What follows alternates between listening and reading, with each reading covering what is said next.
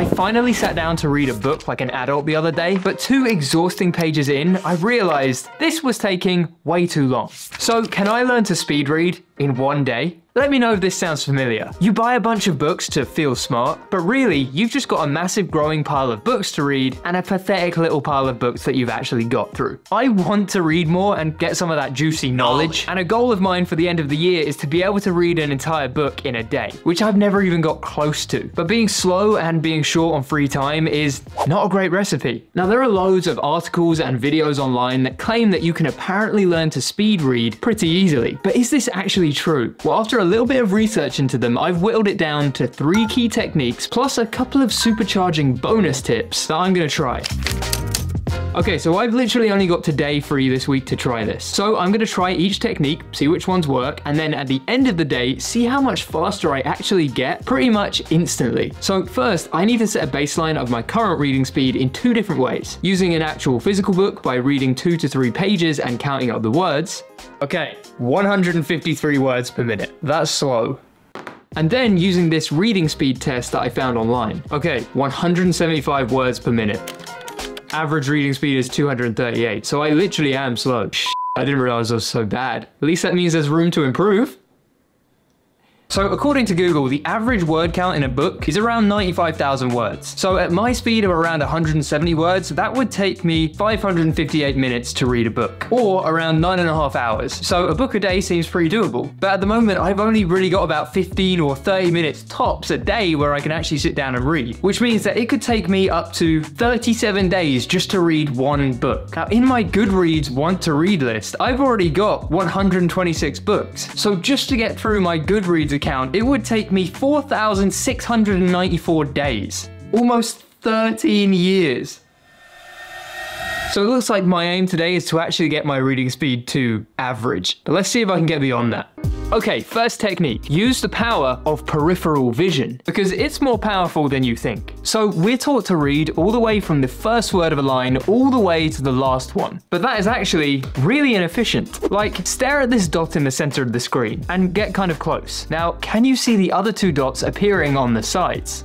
Well, that is the power of peripheral vision. And if you swap all of that out for a book, your peripheral vision is being wasted in the empty space of the margins. So we need to make use of this in 2 ways. First, you start by drawing 2 lines that roughly cut off the first and the last word of each line. And now start and end at these lines every time you go from left to right. And your peripheral vision will be able to read the words that are outside those boundaries. And after a little practice, you're meant to move the lines in until there are a few more words solely being read by your peripheral vision. And secondly, you can basically use this same technique but on the smaller scale and actually focus your vision in the blank space between alternate words, basically reading 2 words at a time totally with your peripheral vision. Over time, you're meant to just imagine the lines or train the behavior into yourself so much that you don't even need to do that. Both of these techniques are about tiny increases per line, but they add up to be big increases in speed per page or per book. And when I gave it a go, it initially felt really simple. But once I started moving those boundary lines in and then combining the 2 techniques, my eyes were moving so fast that I just started getting lost and they just started darting all over the place, to the point where reading an entire page started being slower than it was before. But the next technique is meant to help get around that.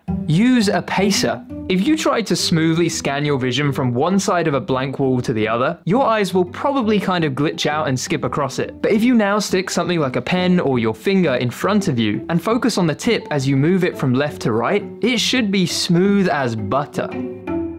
Now swap that out with a book, and the same thing applies, and it takes out the guesswork for your eyes as you increase your speed with the other techniques, so they're not just bouncing all over the place like before. So when I tried combining it with the peripheral vision technique, it made it so much easier for my eyes to actually stop on the boundary lines and instantly move from one side to the other when I was starting a new line, which meant that I could really quickly increase my speed and actually not get lost, at least not as much as I was before. But when I actually do find myself reading normally, I usually do it on a Kindle, which have touchscreens, which makes using a pacer really hard. But I experimented for a bit and I found that using my thumb just a little bit off the page works beautifully.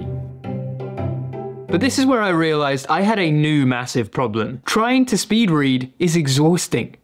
Like, watching TV is a passive activity, but reading is active. You could watch all of your video content at 2 times speed by just clicking a button, but with reading, it takes real mental effort to speed things up. So I needed to take a break, even if I only had a few hours to try and practice all of these techniques. But pushing yourself to this point is actually really important, kind of like training in the gym, which is what Technique 3 is all about. Gradual progressive overload.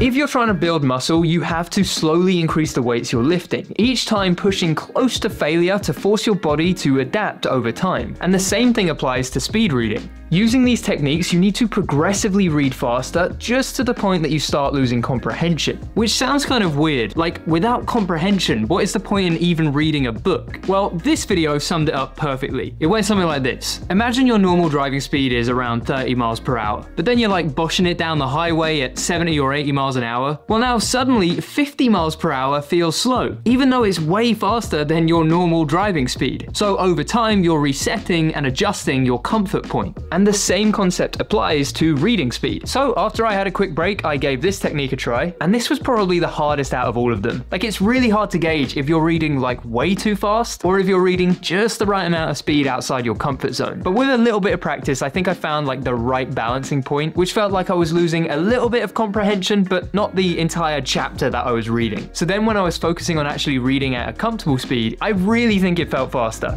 But overall, this was the most exhausting technique that I tried for sure, but it also felt like the one that over time could lead to the biggest changes in my reading speed. Ugh. But what about after just one day? Because I've now tried all of the 3 main techniques and it's almost time to test my actual reading speed. But before then, I also came across a 4th bonus technique that is a little less useful for most people, but could be totally game-changing for some people. Double up your senses.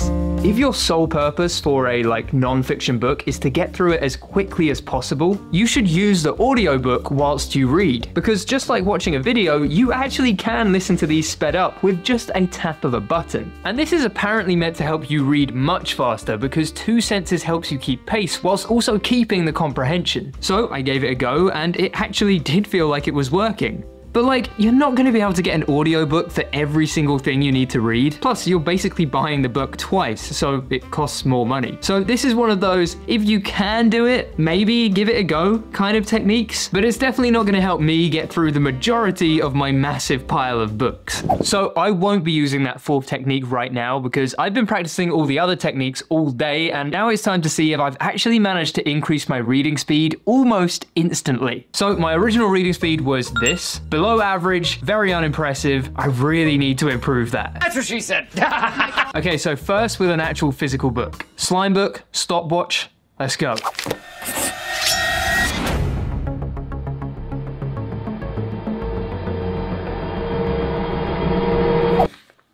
Whoa, 374? No way. That's an insane change. I need to confirm this, so I've got to test it with this app. If I can get above 300 on this test, that is genuinely gonna blow my mind. I'm thinking I will be a little bit slower because I can't actually draw lines on my computer screen, but I can do all of the other techniques and just imagine the lines. Okay, 3, 2, 1, go. What? 309 words per minute. 60% comprehension, that's something to work on. But let's try it again and see what happens. 316 words per minute. What?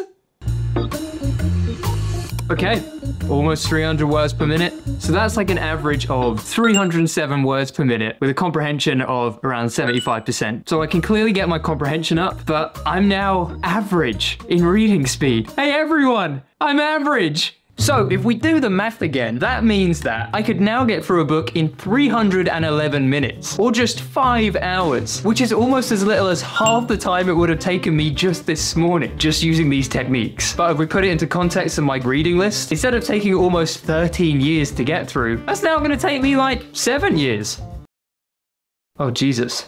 Okay, I think I'm in need of a bonus tip. Am I now gonna be able to read through an entire book comfortably in a single day? I'm thinking No, that's what the bonus tip is all about. Because actually trying these speed reading techniques is knackering. And I need to practice to get faster, to improve my comprehension, and just to improve my endurance for reading faster for longer periods of time. But when it comes to actually using these speed reading techniques, gamify the process. Speed reading needs practice, but you don't have to do these techniques all the time. But let's say you're reading a non-fiction book. Treat it like a long run with a few sprints thrown in. Like every now and then, read a few pages with these speed reading techniques and then get back to reading normally. If you get your reps in, then over time you're going to adjust your comfortable reading speed, and then you can use the speed reading techniques to give you that extra boost whenever you need it. That's what I'm going to do at least, and eventually I am going to read an entire book in a single day and get some of that juicy knowledge.